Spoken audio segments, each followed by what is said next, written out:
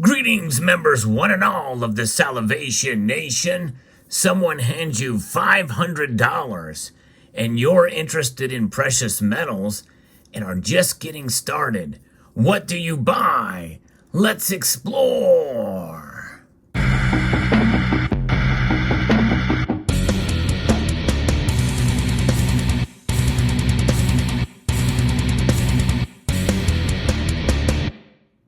So you're a new buyer of precious metals and you have $500 at your disposal. And there's a lot of choices out there. Where do you start? What do you buy first? Well, I'm going to talk about that in this video, and this is for the year 2022 and 2023, because likely we're not going to see things change in this amount of time in terms of where the prices are on the premium. So likely the prices may stay pretty much the same throughout this period of time. But there may be some movement in prices somewhere, give or take a few dollars here and there, or maybe even $100 here and there. It just depends on where the markets go. But I think the advice would be the same. And the advice I'm going to give you is probably the advice that I would give even some seasoned stackers. And that is the key here. These are for the new silver and gold stackers. Now, this idea came from someone who came in my live stream and asked this question, and it was a really good one. It took me a while to kind of think this thing through, and I really came to the conclusion that my gut told me at the very beginning. But I wanted to kind of just talk this through with you, because there's so many different choices out there, so many different things to buy. And the premiums are through the roof right now, and they're likely not going to go down anytime soon. In fact, I posted a video about those premiums. I encourage you to check that video out, because I think it's a good precursor to this video that I posted just earlier. I may link to it at the end screen of this video. But so what do you do? You know, the choices that most people will say, and even I as well have mentioned this in the past, is to pick the most liquid form of silver and gold out there. In other words, the silver and gold that you can sell very quickly if you need to in a pinch, and probably get the most back for it as well. But that has changed, because the most liquid silver out there and the most liquid gold out there are going to be eagles. That's right. And gold eagles and silver eagles. And this is what one of those coins look like. This is a gold eagle, and this is a 2022 gold eagle. This is what you would buy if you are going to make a purchase of a gold eagle. But this obviously is a lot more than $500, no question about that. But the premiums on those coins are through the roof. It is insane how expensive they are, running north of $200 per ounce, and that is a lot per ounce for gold. But still, that's much lower in terms of a percentage than it would be for this, the American Silver Eagle. The premiums on this are almost double spot price. And spot price is the number that every price is based on for precious metal products. And when we see premiums for these products increase so greatly, it makes it very difficult to make a decision, a sound financial decision to purchase these products. And these are the most liquid. They're the most recognized around the world. Now, there are other coins, gold and silver coins, that you can buy in other nations around the world that may be more recognized, especially if you live in the United Kingdom. It would be the Britannia, the Canadian Maple Leaf, if you are in Canada, and so forth and so on. But nonetheless, those premiums above spot price is really where the risk is.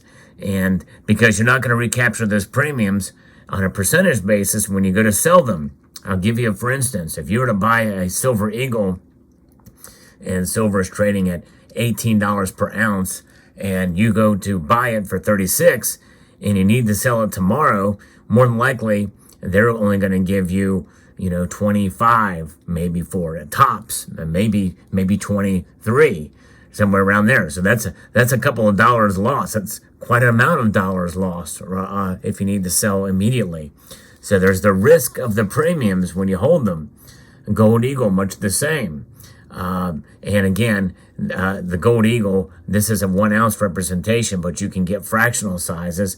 But as you go smaller in size, so higher is the premium. So 1 ounce is out, ½ ounce is certainly out if you're going to buy a gold with $500. And ¼ ounce, you might barely get ¼ ounce, but you probably won't get ¼ ounce Eagle, that's for sure. So, and I think that if you're just starting out, the best thing to do is start out with a little bit of variety. So that's going to leave ¼ ounce gold out because you're not going to spend all of your money on that gold Eagle. You're going to want to get other coins and other metals as well too. And so therefore the only other option would be a 10th ounce Gold Eagle, and those premiums are crazy. So I would avoid the 10th ounce as well too. The bottom line is you want to get silver that is priced not a whole lot above spot. The lowest premiums possible for the amount of money that you have to spend. And $500 may seem like a lot of money, but you're not going to get a whole lot for it, especially with where the premiums and prices are these days. There's no way to escape the premiums. And again, that's the amount that you pay above spot.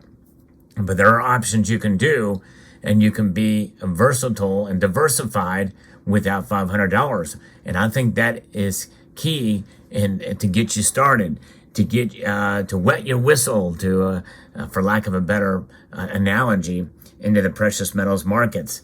And how do we do this? Well, the key, in order with this $500, the advice I would give is to buy coins, rounds, and bars. That's right. And I'm going to give you a combination here that I think every new silver and gold stacker should consider, at least. Maybe not exactly these brands or these types, but a representation of them that I think will take you far and give you a good solid foundation for your stacking journey. And let's start out with the gold, because I do think you should get gold, and you can get gold even with where the premiums are these days.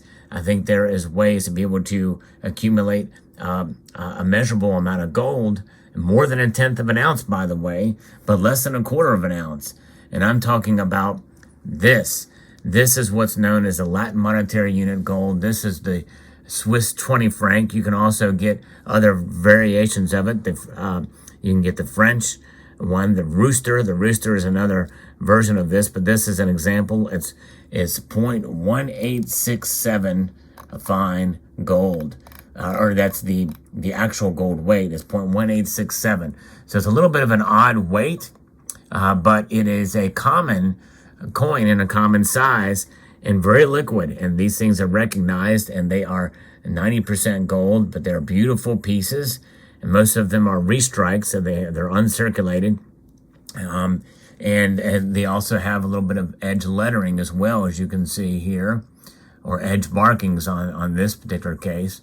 And they are stars that are at the edge. So they're beautiful pieces, and you can really feel the weight of that gold in your hand. And it's almost 2/10 of an ounce. And it just gives you a sense that you've got something of worth and of value, and that's real gold. So it's a beautiful piece to be able to have in your stack there, and it's 900 fine, so it has a little bit of durability to it and a little bit of a richer kind of a coppery color to it, but not so much that it takes away from the golden hue that you can see here with the best lighting I can provide. That gives you a real good sample of what gold looks like, and to be able to hold it in your hand. These things go for very little above spot. In fact, out of that $500, this is going to run you about $340 to $350. That's kind of the range of where we are at with prices. And likely with spot prices, maybe as some predict that they could drop between now and towards the middle of 2023, we'll likely see the spot prices drop and premiums increase somewhat. So that price is likely to hold, although don't hold me to that price. This is just a ballpark figure. And I think this is a good starting point to get yourself some gold with that $500. So we'll put that down right there. And that it takes away about $340, $350. Next step is to go ahead and move ahead to silver. The rest of this is going to be silver, and we're going to start out with a 5-ounce bar. That's right, a 5-ounce bar. Typically, these have lower premiums than you would get with coins, and you can get a measurable and sizable silver bar here that you can really feel the weight and the substance of that in your hand. This is a cast bar, and you can hold it in your hand. You can really feel what real money feels like, and this silver is indeed that. I refer to it as dormant money, but this is the next thing that I would consider purchasing is a 5-ounce bar. Relatively low premiums for the amount what we're dealing with here. You can get your money's worth out of that silver bar. Yes, indeed. So there's silver and gold right out of the starting gate. We still have a little bit of money left over because this silver bar is going to run you around anywhere between $120 to $125 for it. And again, still fairly high premiums compared to what they were, but we're through with those days of low premiums, of normal premiums. We're now reaching what I believe to be new normals in terms of the premiums. So there's that.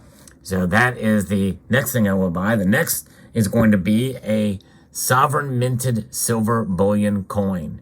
Yes, indeed. And this is an example of the kangaroo, which is one of the lowest premium silver coins from Australia. The Australian kangaroo. This is a 2022 1-ounce 4/9 fine silver coin. And it is a beautiful piece indeed.